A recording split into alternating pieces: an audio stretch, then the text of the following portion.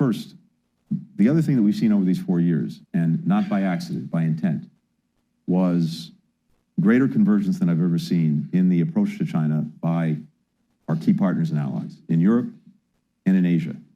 And if you look at not only what we say as our declaratory policy when it comes to China, but also look at what we're doing together in terms of de-risking, in terms of making sure that we're dealing with problematic technology transfers, in terms of dealing with overcapacity and unfair trade practices. Increasingly, you have an aligned, unified approach. If you look at the China strategies that key partners have put out, we could be exchanging talking points, exchanging speeches. It's almost one and the same. That's a source of incredible strength. And maybe the best proof point of the success that we've had in aligning our policies with Europe and with key partners in Asia is the fact that every single meeting that I've had with my counterpart, Wang Yi, almost inevitably starts with 30 or 45 minutes of a discussion, i.e. monologue, about complaining about everything we've done to align all of these countries.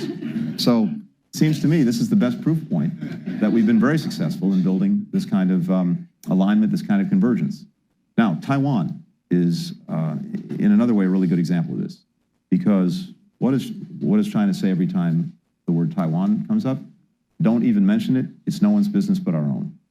What we've been able to do is, I think, open the eyes of almost the entire world to the fact that, no, fundamentally, this is everyone's business, because were there to be a crisis over Taiwan, the entire world would be affected by it. You've got 50% of commercial container traffic going through the strait every day.